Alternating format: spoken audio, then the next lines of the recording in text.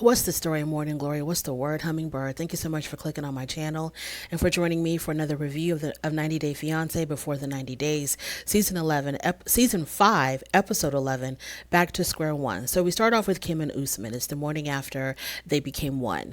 And Kim is very giddy. She's extremely happy. So she wakes up and she rolls over and she breathes into his mouth. We had sex last night. That's so crazy.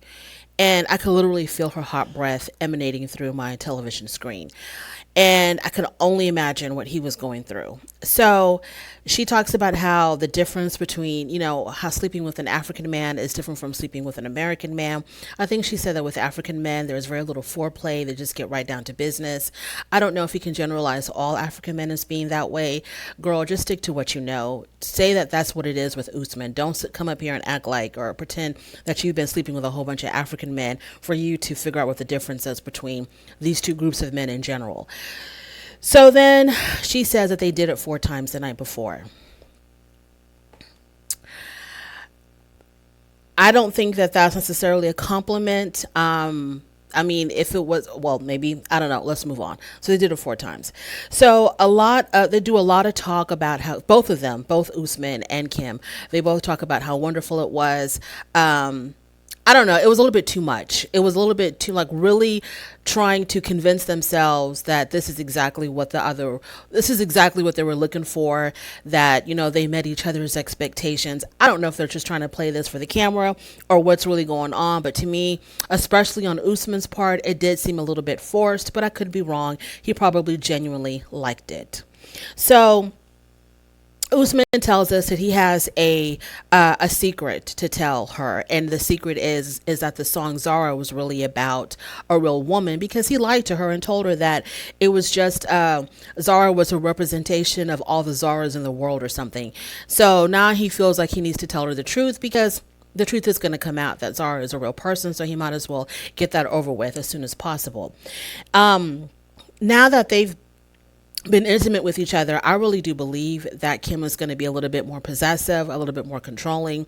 I think more because now that she slept with him, I think more of her emotions are going to be involved, and she's going to expect a lot from him. And I really do hope that Usman is ready to deliver, because if she is giving him money, he's going to have to really fall in place, because she's going to be demanding a lot from him, because she's giving him money. She's given him her body. So I don't know if he thinks that things are going to stay status quo, but I think there is going to be a definite difference in the relationship, and I don't know if he's going to like it. So Kim says in her confessional, she's so happy. She feels like, she won the prize, which is Usman. I'm not exactly sure what Usman is doing for her, but she felt like, she feels like she's really won some type of huge prize and being able to become Usman's girlfriend. So they're going to go on a spice tour, and on the way to the spice tour, it seems like, I don't know. I'm just so confused about Usman. I'm just going to have to assume and give him the benefit of the doubt that he really does love this woman, and he really wants to be with her. Maybe my mind will be a little bit more at rest if I just accept what I see in front of me, that he just really does like this woman, and he really wants to be with her. As hard as it may seem for me to believe, maybe that's exactly what it is, because on their way to the spice tour, he's laying on her lap, he has her head on her lap, and, there are scenes where they are very affectionate with each other, but we'll get to all that later. So there's a lot of sex talk, a lot of sexual innuendos between them. I don't think it's very cute. I for sure don't think it's funny. It's like, okay, y'all are grown. Y'all did what y'all did. Y'all are grown. Let's not constantly bring it up like it's some kind of cutesy little secret or some kind of cutesy little joke. It is what it is. This is what people do all the time. People have been doing this since the beginning of time. They do this every day. Let's get over it. Y'all did it. Y'all slept together. Okay, whoop-de-doo. Let's move on. So at the spice tour thing, the lady who's in charge of the tour, she presented them with some type of spice and talked about how it was like an aphrodisiac or something. And, Kim was like, ooh, whatever, aphrodisiac is supposed to get us in the mood. And so I think the lady was like, well, why don't y'all kiss or something like that? And so Kim wanted to kiss him on the lips, but he only allowed her to kiss him on the cheek. And, He says something about his culture does not permit him to kiss a woman in public, to kiss a woman on the lips in public.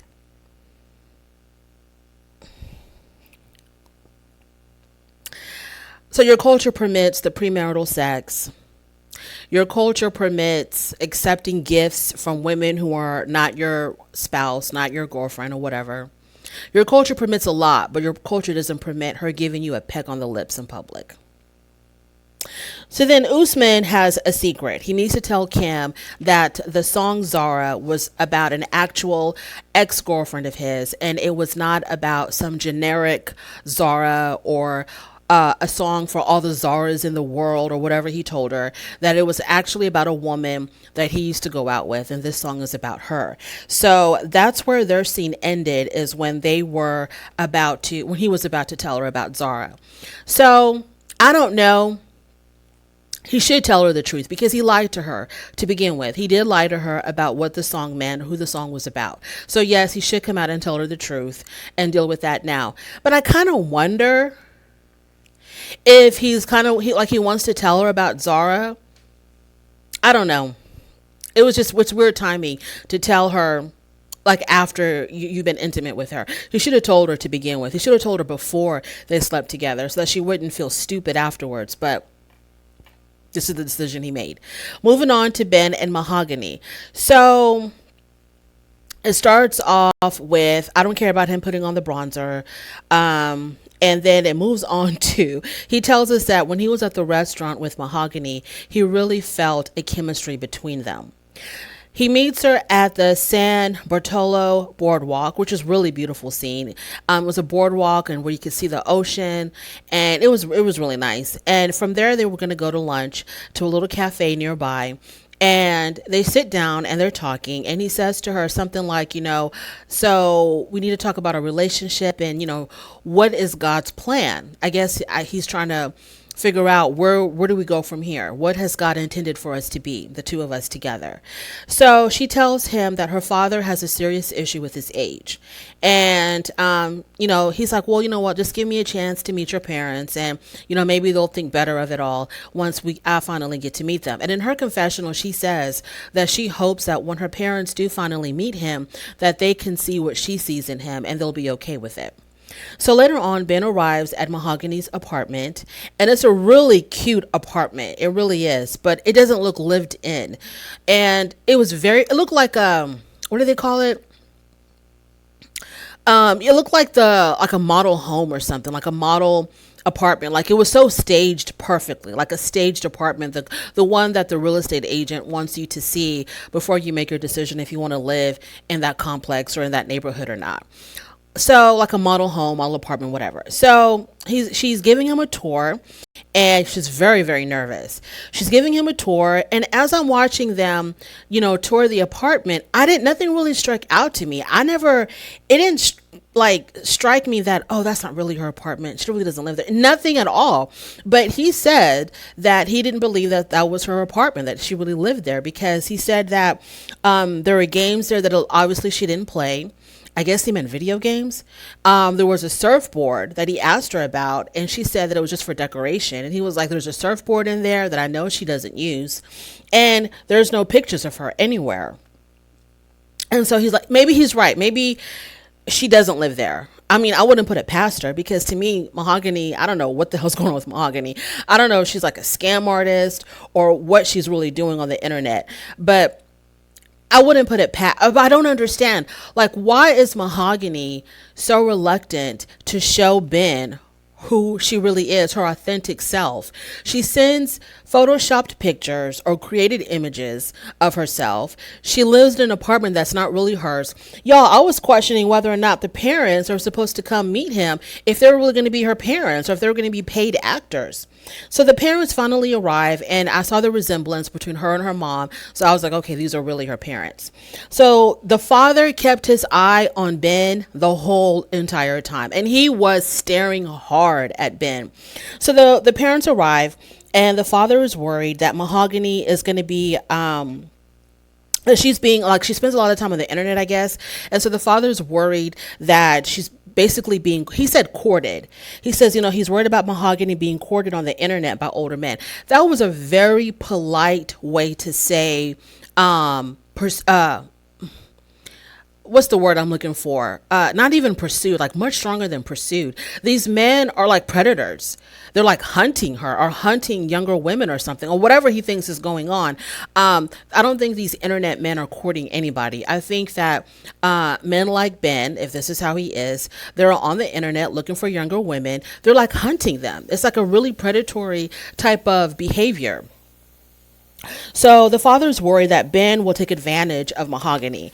And I thought that was hilarious because it seems like, if anything, Mahogany has taken advantage of Ben, because I don't think Mahogany has given Ben any money.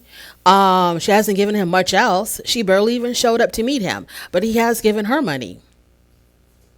So they're really worried about it all, and they don't know if they can trust Ben. How ironic. Your daughter is the one that's distrustful. Your daughter is the one that's deceitful. She's the one that's lying and portraying a picture of what she's not. So I'm not understanding at all why the parents are so worried about Ben. Obviously they have no clue on who their daughter really is and what she's about. Now she's the one on the internet hunting men and being the predator, looking for her prey, looking for men with money. So she's out there catfishing men left and right. So the parents are extremely incredulous of the feelings that Ben has for their daughter, because he tells the parents that he is in love with her. And the mother was like, say what now? And so Mahogany had to translate and say, oh, he says he's in love with me. And the father says, okay, you've only known each other for 3 months and you're already in love with her. Yeah, I don't believe it either. I do not believe it. To me, Ben, as much as he talks about God and religion and all of this, church talk, Ben is just an older man. I'm not going to say a dirty old man, but he's just an older man looking for I was going to say barely legal, but looking for younger women. That is what he wants for whatever reason. Maybe he wants them because he can manipulate and control them. I don't know, but it's just too coincidental that your most recent 2 relationships have both been with women who are young enough to be your kids, young enough to be your daughters. So this you definitely have a type. There's something very creepy about that to me. There's something wrong about that to me. But I think he's met his match with Mahogany. So the father says in his confessional that the age difference between them is abysmal. And I loved that word. He said it was abysmal. So the mom indirectly drops a bomb and says that Mahogany is 22 years old. And Ben is like, 22? And he looks at her and he's like, you're 22? You told me you were 24. And this is what I thought was hilarious, is when Mahogany was like, oh my God, you thought I was 22? I mean, you thought I was 24? Oh my God, no, I'm 22. And Ben is like, okay. And then in Ben's confessional, he says that he knows for a fact Mahogany told him that when they first met, she was 23 years old. She had a birthday and he wished her a happy 24th birthday. And if he misunderstood her age or didn't have her age correct, she would have corrected him when he wished her happy birthday and would have said, no, I'm not 24. I've actually just turned 23. But because that didn't happen, she led him to believe that she was 24. And Ben says in his confessional, yeah, it's only a 2-year difference, but with the age, the fake apartment, the Photoshop pictures, he's beginning to smell a rat. He's catching up to the rest of us, because we smelt that rat a long time ago.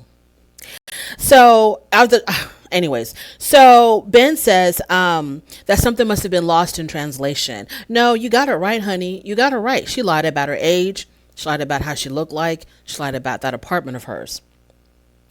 So he's beginning to now, I guess, put the pieces together, and he's beginning to doubt what Mahogany is really all about. And he says that this is all, very, very weird. And he's not talking about, he ain't talking about that deep spiritual connection, the deep love that they expressed about each other, talking about their future and their future children. Ben ain't talking about that no more. Ben's eyes, or his other eye, is wide open. Moving on to Gino and Jasmine. So they're leaving this island behind. They said that there's too many bad memories, and so they're cutting their trip short. And they're going to go visit her mom. And her mom lives in another province. And they're gonna stay. So that's where they're going. So. Oh, before they left, I forgot to mention this. Before they left that island, they were packing up their stuff, and Gino rescued her toothbrush, and he dug it out of the bushes and he gave it to her again. And he was like, you can still use it, just have to get another head.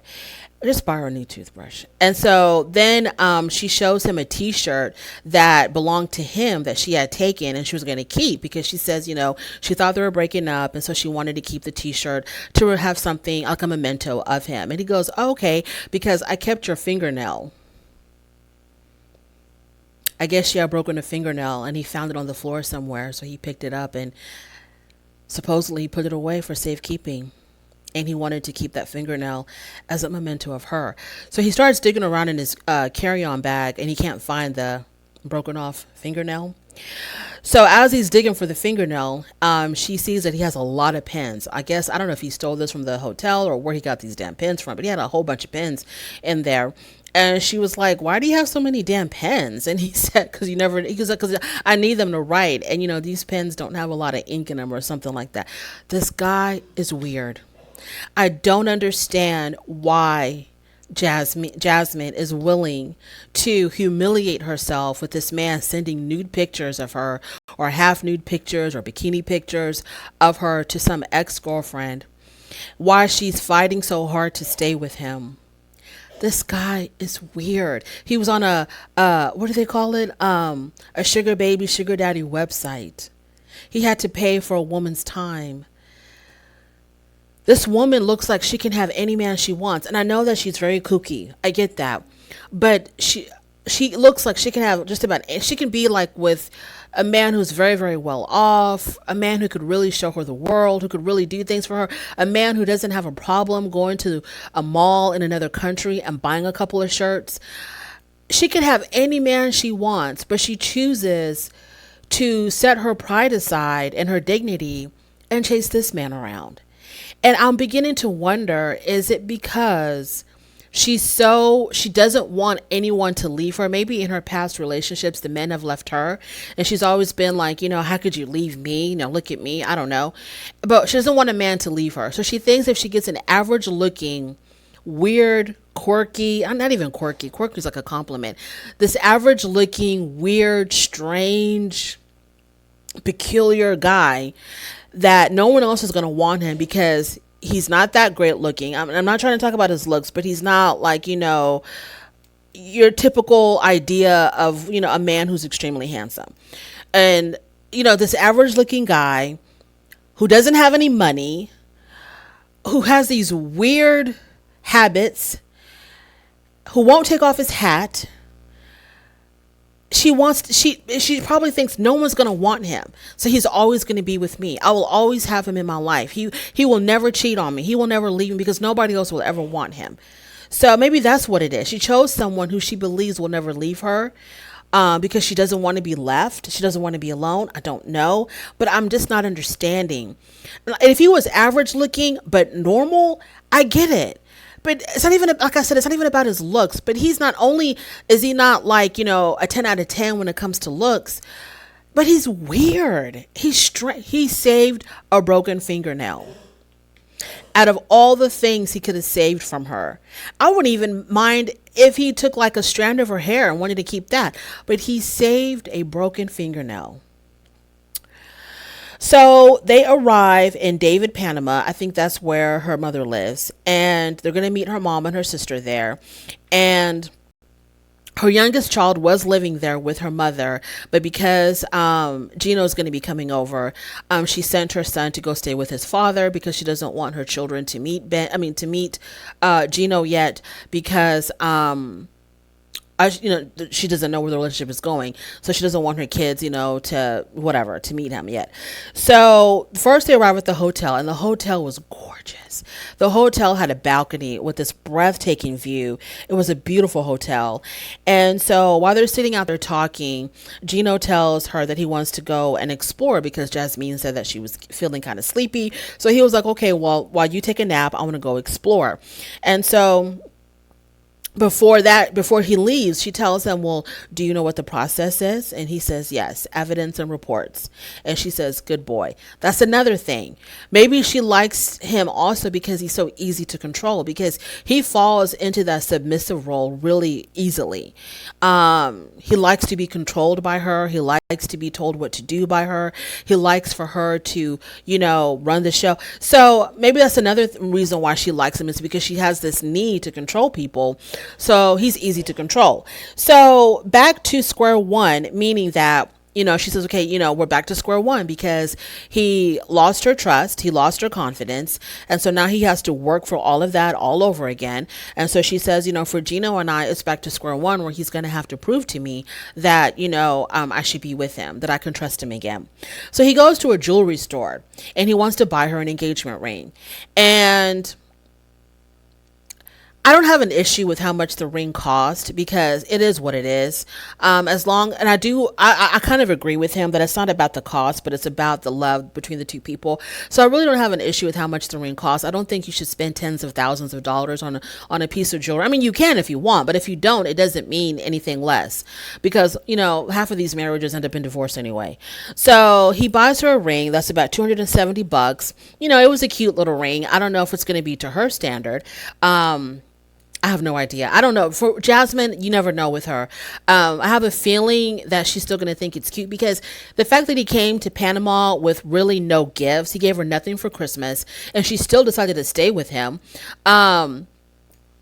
He comes her empty handed, gives her a toothbrush and some pregnancy test, and she still was okay with that. So it just tells me that, she's going to be happy with this. I mean, this is probably the most expensive thing, besides the trip that they took to the island. This is probably the most expensive thing that he's ever bought for her. So she's probably going to love it.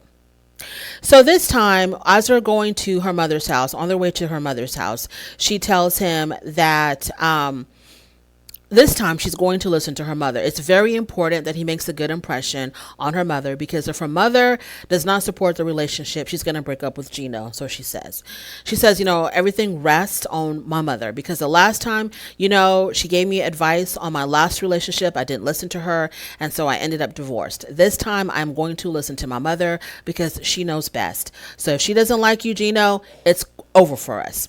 So then she lied to her mom about how they met. She said that they met, she told her mom that they met at an international conference, but they actually met on a dating app. So he has to, continue with the lie. I think that should be a big red. I mean, I understand the girl is crazy, and all of her crazy outbursts and her crazy ways should have been, that's like a million red flags. But also she shows that she can be very deceptive to the ones that are close to her. I don't understand why she couldn't just tell her mom they met at in a damn dating app. It's not a big deal. This is the 21st century. This is how things are done nowadays. But she felt the need to lie to her mother about how they met. So she wants him to continue that lie with her. And he's kind of like looking at her like, that's crazy. So that right there, okay, she's crazy. She's possessive. She's controlling. She's jealous. But I don't think you want to be with someone that can be that deceptive. So she also tells him, don't talk about the pregnancy test, or, you wanting to have a baby with me. Don't bring none of that stuff up, because all that stuff is really weird, and I don't want you to scare my mom. And she tells him, my mom is probably going to want to pray, and if she does ask us to pray with her, you're going to have to take off your hat to show a sign of respect. And Gino says, no, I don't plan on doing that. He says that when he's not with his hat, he feels very anxious and uncomfortable without his hat. That's his thing. Okay, I get it. No one can make him take off that hat. If that's how he feels comfortable, that's how he feels comfortable. But you can take off your hat for, a 1 minute prayer, a 30-second prayer. So That's where that ends, on their way to meet her mom. Mike and Jimena. So they're on their way to find a wedding gown. He wants to propose to her, or he already did propose to her. Well, he wants her to buy a wedding gown. I don't know. Does he want to get married before he goes back to the United States? I don't know, but they're looking for a wedding gown. She thinks that it's really weird that he wants to be with her because, that whole superstition about, you don't want to see your bride in her wedding gown before the wedding day because it could mean bad luck. And I'm like, girl, you are not worried about no bad luck. The way you treat this man, Jimena, you are not worried about bad luck on your marriage. Okay, girl, stop. So she's in a bad mood. And she says she's in a bad mood because of Mike interrogating her when she stayed out late at the club. That's why she's in a bad mood.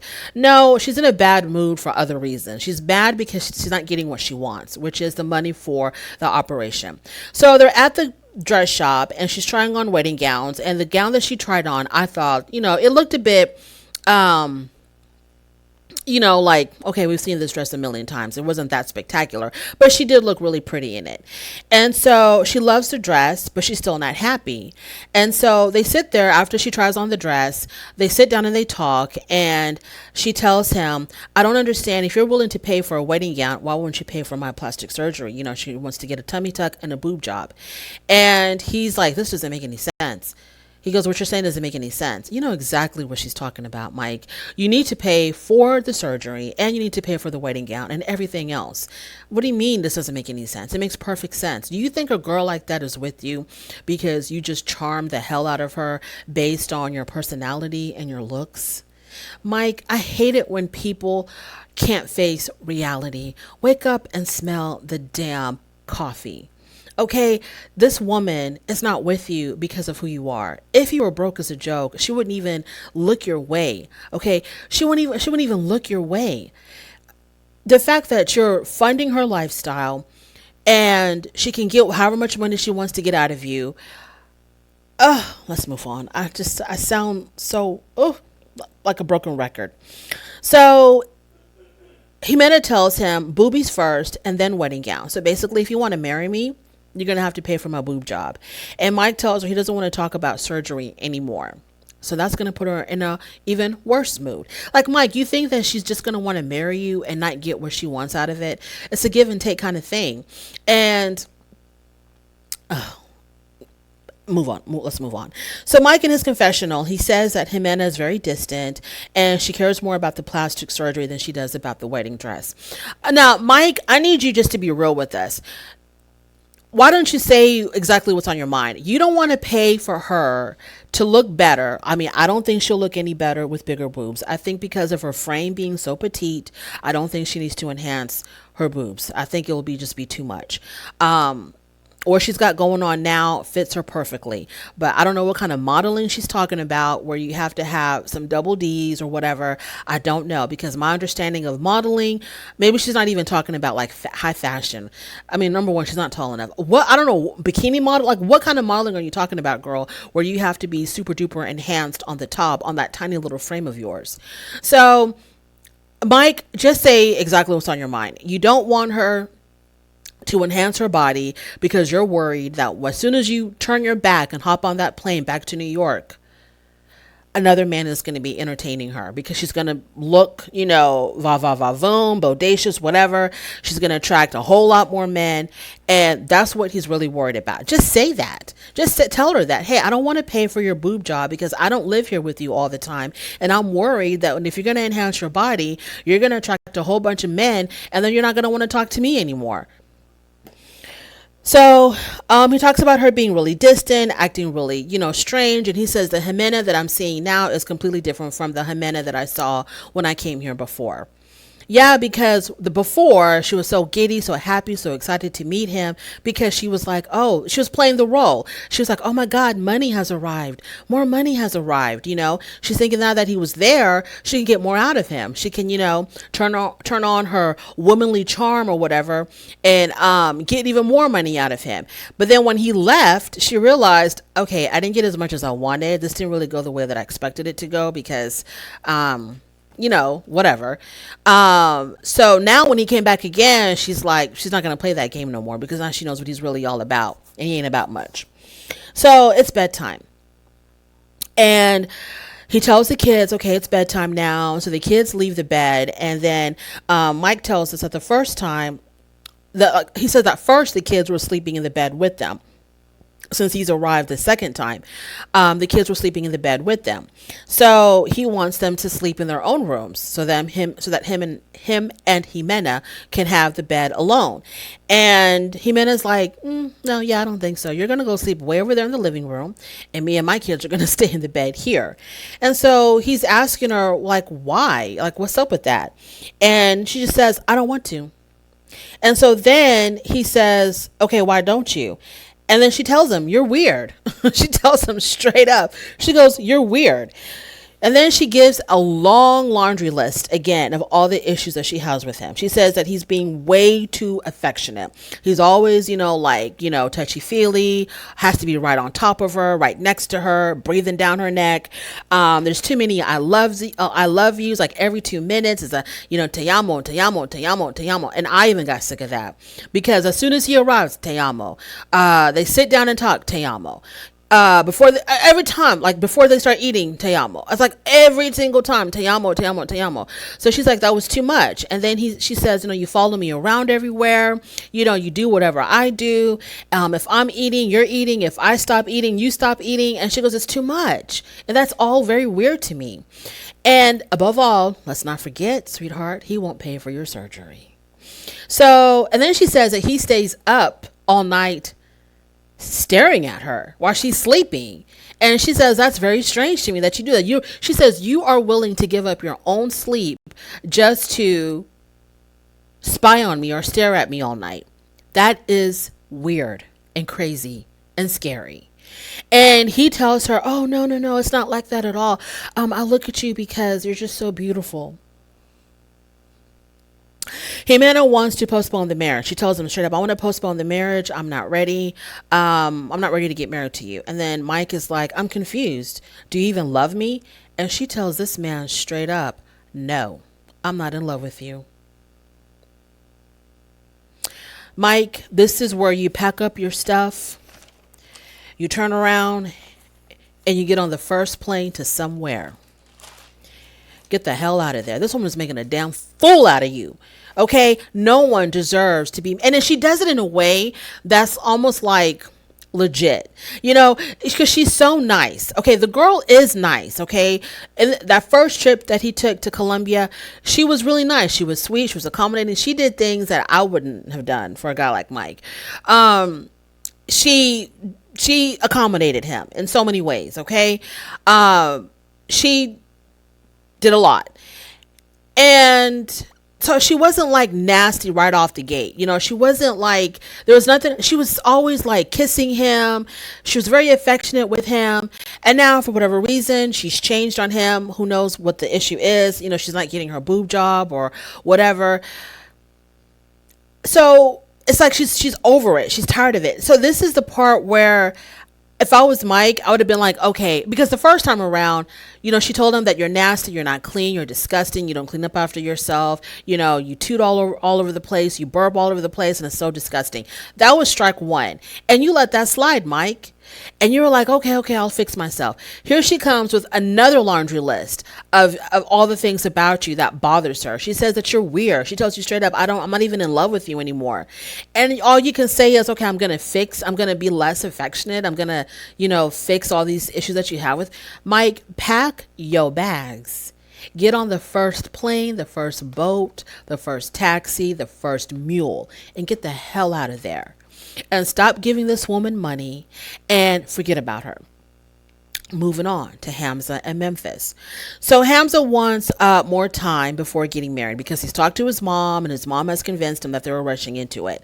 So he tells Memphis this, and Memphis, of course, reacts, typical Memphis fashion. She overreacts. She gets really dramatic. And it's like, why would you ask me to marry you if you didn't want to get married? And then she says to him, lie. You're not nice.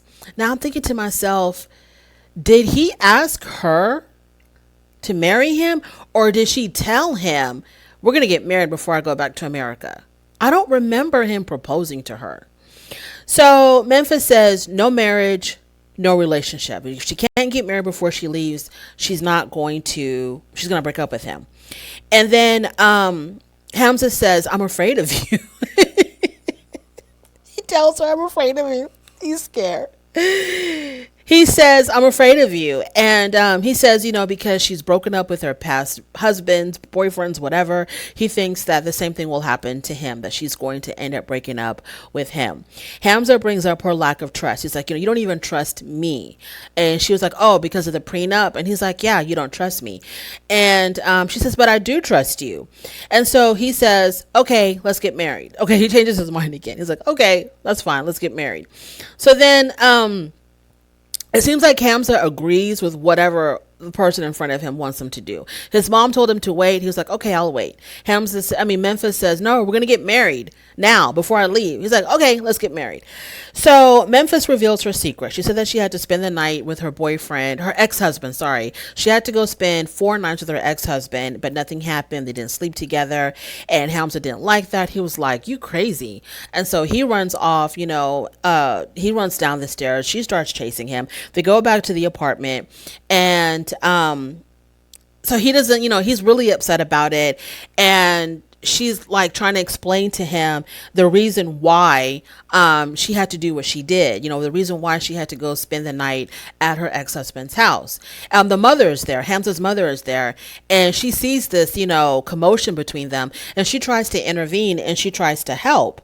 And so Memphis takes him into the bedroom to talk to him in private so she could really explain to him what the issue was.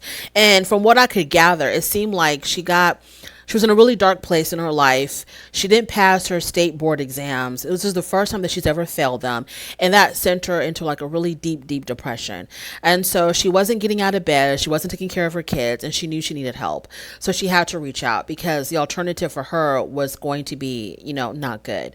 And so she reached out to her ex-husband, and he was willing to let her stay with him for a few days. And during that time, he was helping with the children and, trying to get her back to, her normal state of mind. And it was very, very dark. And I think she was considering taking some actions that would have led to a very permanent decision that, no one would be able to undo. So I guess when she explained it like that to him, he understood it better. And so he was like, okay, now I understand what you mean. And the mother was also very understanding as well. I don't think they didn't tell the mother, but the mother knew that it was the mother was trying to explain to Hamza as well that, look, she was only going to go there for support, nothing more than that, going to the ex-husband's house for support, nothing more than that. So he finally was able to understand. And which is really, I'm glad that he did understand. I'm glad that he did understand. And that was, the end of their little segment. So we'll see how things go with them. But this was like a very serious, heavy Hamza and Memphis segment. So it was deep. All I can say is that I'm so glad that Memphis was able to get out of that dark space. And I hope that she took her exams again and passed. I don't know. It's not the end of the world. I'm glad that she realized that. I don't want to get too preachy, but yeah, I'm glad that she made it through. And I'm glad that he understood, and his mom as well. So if you made it this far into my review, I really do appreciate you more than you'll ever know. Thank you so much. Please don't forget to like, comment, and subscribe. Drop a line, say hi, like, dislike, whatever makes you happy. Just let me know, how you feel. And that is that. Thank you so much for joining me, and I will definitely talk to you later.